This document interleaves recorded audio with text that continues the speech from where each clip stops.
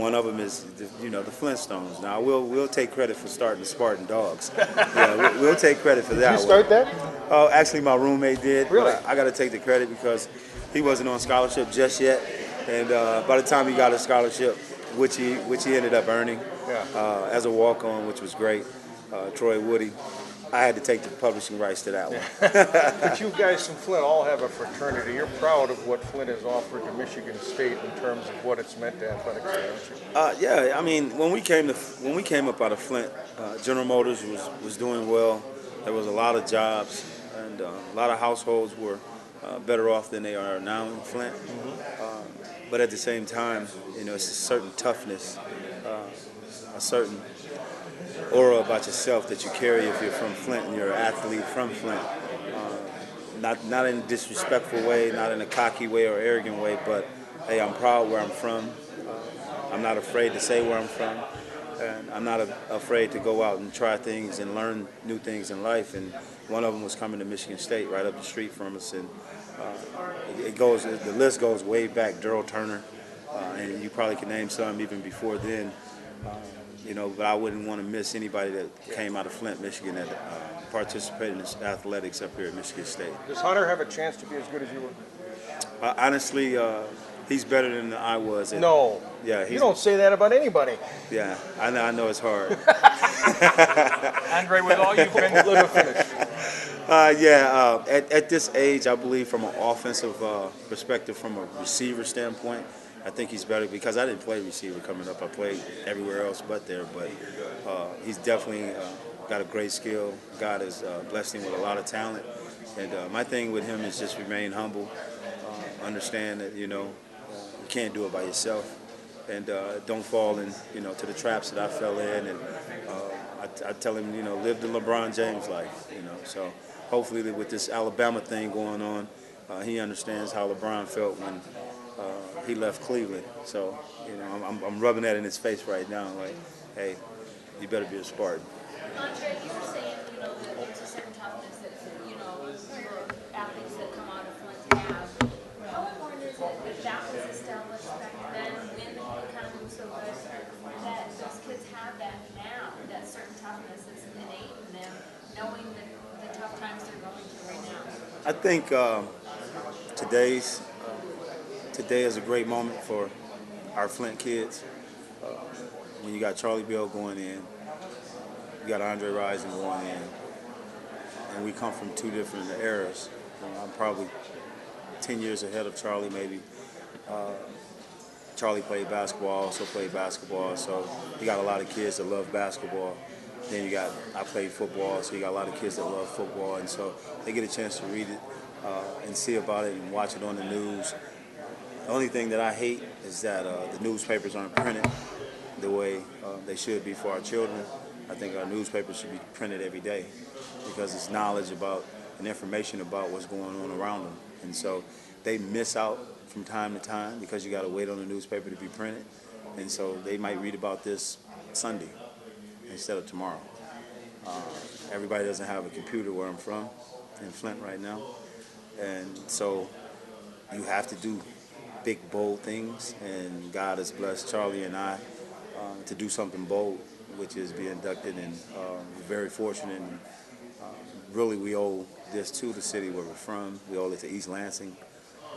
But more so than anything, this one is for the kids that's coming up in Flint right now. What's your advice to these youngsters? You're sharing, some are getting their first varsity letter with all you've been through. Kind of what advice would you leave today's Spartan student athletes?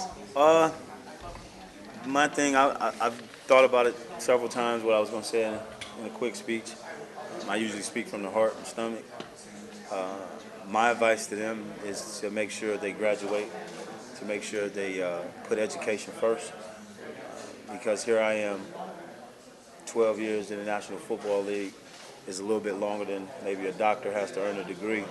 And I'm a couple credits short of getting my degree, and I know darn well I should be coaching somewhere on a collegiate level, being a 5-time All-Pro and Super Bowl winner and Rose Bowl winner and playing for John Gruden, playing for Marty Schottenheimer, playing for Bill Belichick, playing for Mike Holmgren. I know, a little bit about football, and here I can't just go get a promising job because I'm a couple credits short from what I feel I earned a degree in.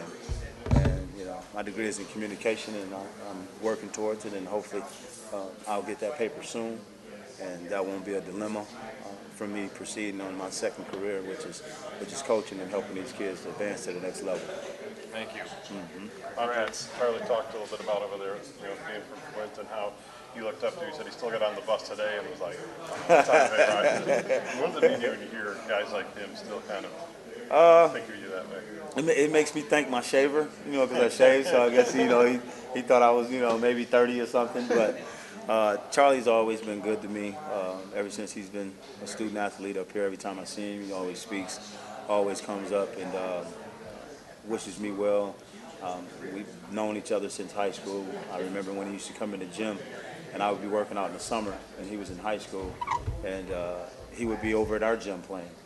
So I knew then that he was going to be a great one, and he always had this bravado about himself. He was always quiet, but always when game time showed, he was always loud in his performance, and it's a great time for him. It's a great moment for him, and it's redemption time. So hopefully him and his family can enjoy this moment.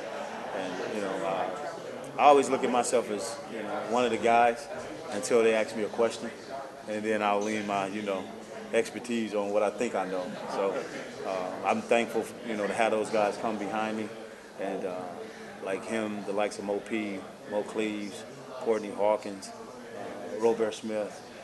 All those guys came behind me, and still to this day, it's like it's fresh water. The love is still there and will always be there. What does it mean to you to see where this program has gotten to? Very proud. When you travel the world and you go to different places and you just hear people talk.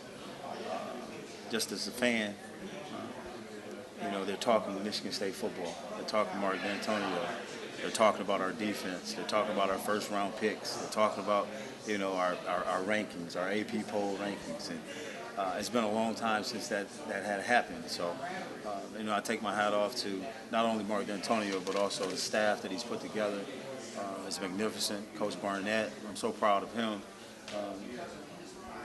A damn good friend of mine, and like a brother of mine. We played together, still best of friends, and I'm so proud to see him still rooted right here in Michigan State, and Dantonio giving him the opportunity to strive as a coach. Those are the things I'm really proud of. The kids, hey, we got something special going on. We can take a 3-star and turn him into a first-round pick. So I don't look into Ohio State won the recruiting war or Michigan won the recruiting war because I got so much faith in what Coach D is doing behind closed doors with our student athletes, our kids, our football program. I don't care who he brings in; they end up turning into somebody that's productive on the field and also off the field, and that's my main concern. When you talk about, the football program becoming so dominant in recent years, and all you Flint guys being so, still connected, is there any kind of smack talk going on between the basketball players and the football players? No, it's one big fraternity, and it's always been like that. I think Michigan State does a great job. Mark Hollis does a great job. Tom Izzo and Mark Dantonio, they do a great job of connecting all the sports together as far as camaraderie is concerned. And you see a lot of football players at the basketball games, and you always see the basketball players at the football games. And that counts. That really does count when you got your peers on your own campus supporting you, and that's huge.